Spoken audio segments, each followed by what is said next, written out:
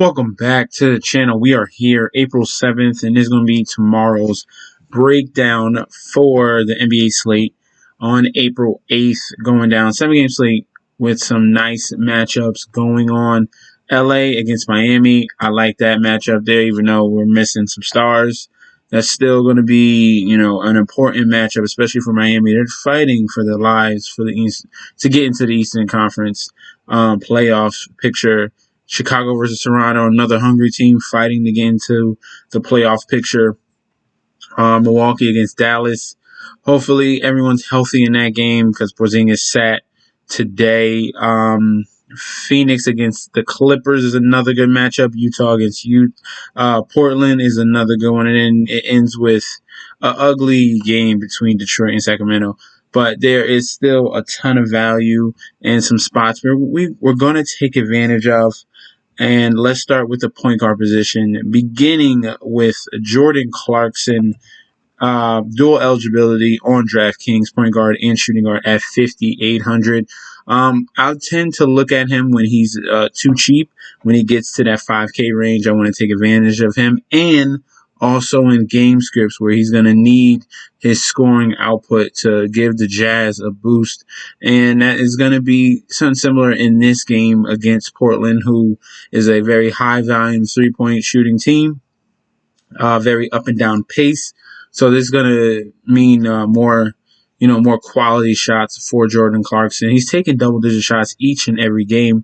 They're going to need his scoring punch to stay ahead and either or keep pace with the Portland Trailblazers because they can put up some points as well. They are getting more healthy. They have a very stacked lineup now. I like what they're doing over there in Portland. Utah is obviously the number one seed currently. They want to prove a point here. They're currently facing the Phoenix Suns right now. They're trying to prove a point over in Phoenix. So we'll see how they handle the back-to-back situation. That's another boost to Jordan Clarkson just in case some starters fit out. Jordan Clarkson will step up in for ins and outs of Mitchell or Ingles or Bogdanovic, things like that. All right, I like 5,800 Jordan Clarkson. The next guy we're gonna go with is gonna be Malachi Flynn. Flynn for the Toronto Raptors, point guard position. 4,700, got 33 minutes, 34 minutes and 31 the last 3 games. He's been stepping in for Fred VanVleet and Kyle Lowry being out. His team is clearly tanking. They don't care anymore. They're just playing these young guys. But nice production from Malachi Flynn against some decent matchups, taking double-digit shots. Hitting almost 50% from the 3-point shooting line, like more like around that 40% range. If he knocks down a better field goal percentage, he can reach 40 DK on a more consistent basis. He got you there against Washington, which is a up-tempo type of game. Now going up against Chicago Bulls, who are playing a little bit better. They're, obviously in that playoff hunt. They made that trade. They're going to go for it. So they might be more locked down on the defensive side as well because they got Tomas Satoransky starting instead of Kobe White. He's a little bit of a better defender. Zach LaVine is there. Vucevic down low. So we're going with the opportunity here, and the salary is still cheap enough for a point guard that's getting well over 30 minutes. So we're definitely take full advantage of Malachi Flynn at 4,700. Let me get Clarkson in here because I forgot to put him in there. So we got our point guard and our shooting guard set. Next, we're going to go to Saddiq Bey, the rookie from Detroit Pistons. He got a little bump down in minutes the last 3 games, but the field goal attempts were there against Denver, obviously up-tempo game. They scored almost 250 points in that game. So another similar type of game and situation where he's going against Sacramento Kings, who do not play any defense at all.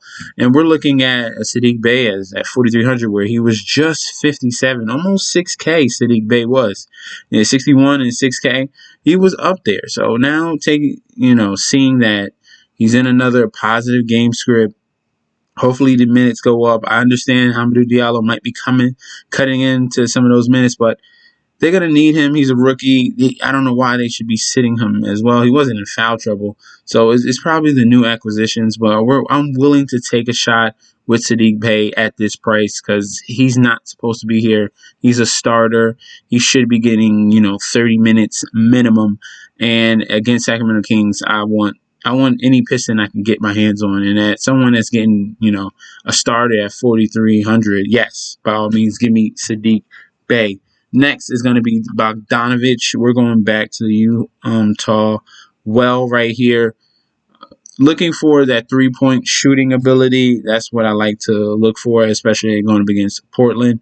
He can be very, very lethal. Bogdanovic has been kind of consistent the last past week and a half. As you can see, 40 DK, 32, 30, and a 21, which is a little bit of a downgrade. He got you there in points. You needed more peripherals. That's when you really, really can see, Bogdanovic being worth your money.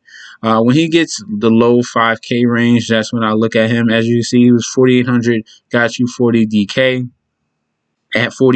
At 54, he got you 30 DK, that's what you want to see for someone that's just filling in the middle spot. Someone just give you some consistency, not nothing that's going to kill you, that's going to lead you to a higher seed in these tournaments so you can cash. Bogdanovic is definitely the guy I want to look at. It's mainly because it's Portland. And how it's just an up and down pace against them and shooting a ton of threes. It's going to be threes galore. Pick the over if you're betting. All right, give me Bogdanovic at 5,300. Next, we're going to look at the center position. I got two plays for you guys, and it's in the same game. So Isaiah Hartenstein is starting at center since Jared Allen is out. He stepped in very well with 27 minutes, 7 and 8. Shooting, got you. He even took a 3, which is a shocker. Didn't knock it down, but he has that type of ability. So double, 39 DK at 4,400, and they did not move his price at all. They kept him at the same price. So we're gonna go back to the well, going up against another young center in Hartenstein. He has the ability to get you there, and he's getting the minutes, 20 plus, 25 plus minutes. Got a little bit of foul trouble, so he could have had a higher, game. So the potential is there. It's two bad teams going up against each other. Yes. Why not? I'm not saying it's a lock, but it's definitely worthy of, paying attention to him and sprinkle him in just a few lineups, okay, and see what you get. And last but not least, we're going to go back to Moses Brown. I spoke about him last week, and he kind of died off, but before he hit a little rough patch, and now he's going to be against a smaller center, no one elite, no one he needs to worry about and get into foul trouble with.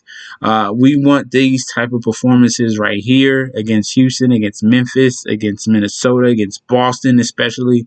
We want that 38 DK, 50 DK, 43 DK, 33. This is what we want. We are paying 6,600. I want at least 35 plus DK. He can do it. The rebounds are definitely going to be there, going up against a smaller type of backcourt in the Cleveland Cavaliers. And they're going to be careless going in that hole, and Moses Brown is very long and lanky. He can get those blocks. So you're looking at some peripherals here.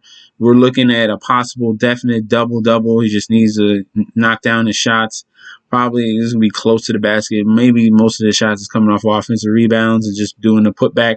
But Moses Brown has gotten to a point where we want to, he's had a little decline.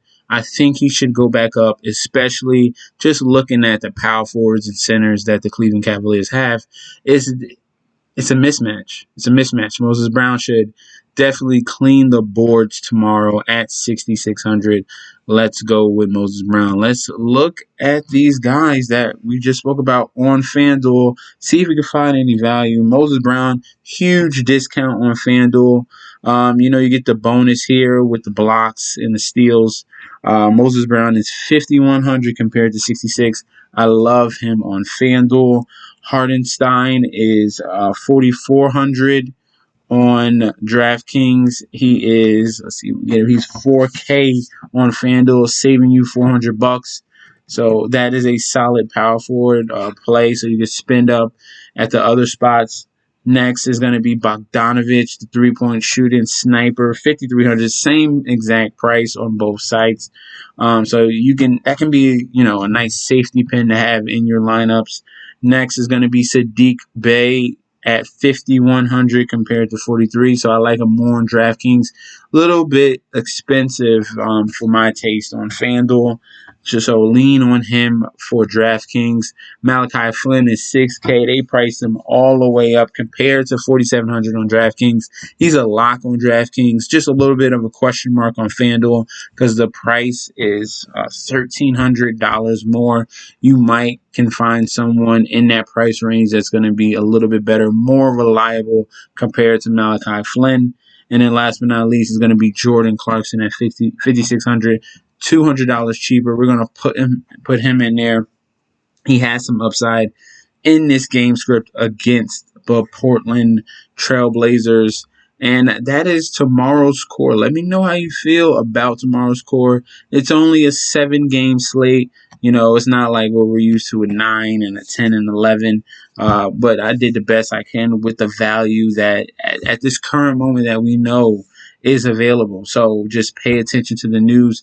Things might change. There's always some weird, people sitting and people starting, unlikely to play. They're changing. It's not even safe anymore. Like, I can't wait to get to baseball because these lineups now are. Once you click that button to lock it, there's news coming in that the guy's not even playing. Like, what are you supposed to do? You already allocated your money and your time and your, on these lineups, and then these guys are not playing. It's already locked. You can't even switch out. So, basketball has become a little soft now with all these, resting and imaginary injuries because we know they're not injured. They know they could have played. This is a playoff push now. Just be careful, guys. Be careful, guys. We're going to go to baseball very soon. Don't forget to like, comment, and subscribe to the channel. Follow me on Instagram and Twitter at MessageSD, and I'll be back tomorrow with another video. Peace out.